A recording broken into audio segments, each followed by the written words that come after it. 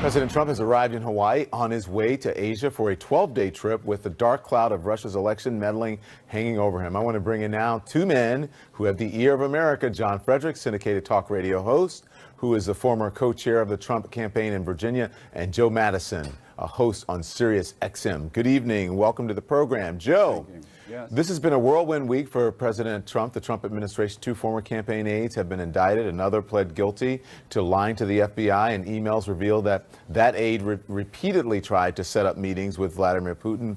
Overall, would you say this is a good week or a bad week for the president? Oh, it's been a bad week. I initially were prepared to say it was mixed because, again, he's going to take credit for the job numbers. But before John gets started, let's be honest. He inherited great job numbers that were given to him by President Barack Obama, much better situation than Barack Obama got. So good week there. And if I were in the Trump camp, I'd be bragging about that. So we can put that aside. But let me tell you, when you get three people on your campaign, and please, John, do not say that the one young man was nothing more than a coffee boy. Coffee boys do not sit in high-level meetings over at least 2 or 3 times. The reality is any administration in their right mind would know that this is serious and more is to come. The other thing that I think, and I'll conclude by saying, this tax proposal that he is presenting to try to sell to the American people that $1,100, oh, gee, just think how much that's going to get you. Well, let's see, that's $3.20 a day. Now, you tell me what most people can do with $3.20 a day, and that's on average. So, and all in all, maybe it's a good thing he's leaving the country. John, a new Washington Post ABC poll shows nearly half of Americans believe President Trump likely committed a crime in connection with Russia's election meddling. The president has been trying to deflect and distract attention, but is he failing to convince Americans there's no there? There's nothing there? Well, maybe they're watching CNN as you guys blast them 24/7, and that's skewing some of the poll numbers. Let me just start with Joe's $1,100, and I'll get to your question.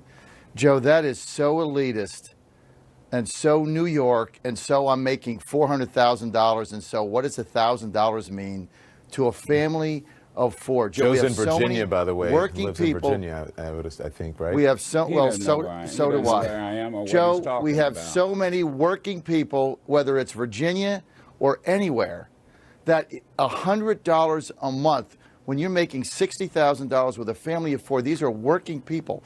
That $100 a month, Joe, is a car payment. It's football practice. It's baseball shoes. It's taking your family to John, it's all of the above, and sometimes they both come at the same time. And then these wealthy people get this, and then these wealthy people, excuse me, you know what the elitist view, like $1,100 doesn't matter to average working what is people, elitist Joe? Is when you give billionaires $400,000, $500,000. That's the elitist in the group. You're right. It is a payment card. It is a cell phone card. And guess what? Sometimes they all show up at 1 month.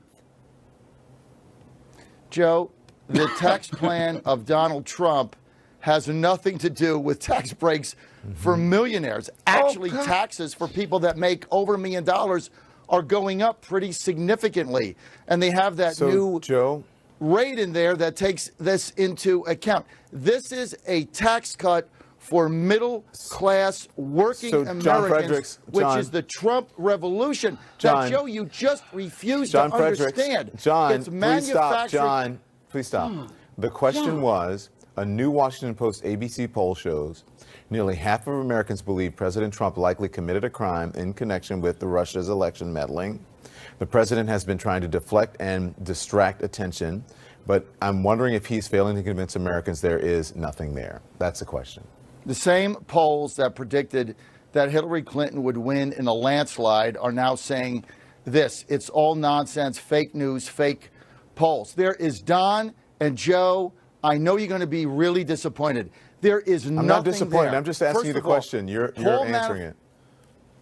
I'm answering it. Paul Manafort and Rick Gates are bad guys. They're bad guys. The biggest mistake that Donald Trump made had nothing to do with Russian collusion or breaking the law. It was hiring Paul Manafort. And Papadopoulos? This was a disastrous decision. Papadopoulos is a volunteer. Let me tell you about Papadopoulos. He came into one meeting. Nobody ever saw him.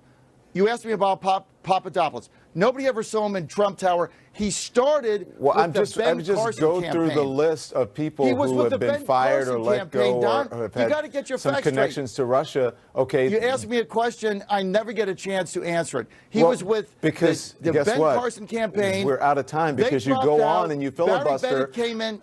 John, let me tell you this. And Barry brought him in as a Let me tell you volunteer. this. He's a I have volunteer. time constraints on this show.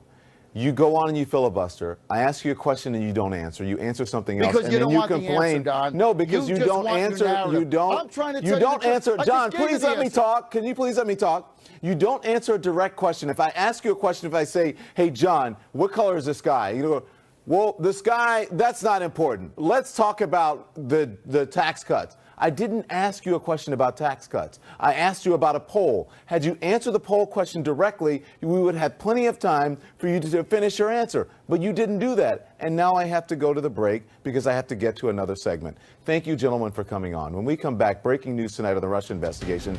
CNN's Jim Sciutto just spoke with Carter Page, and he has new information about his meetings with a high-level Russian official.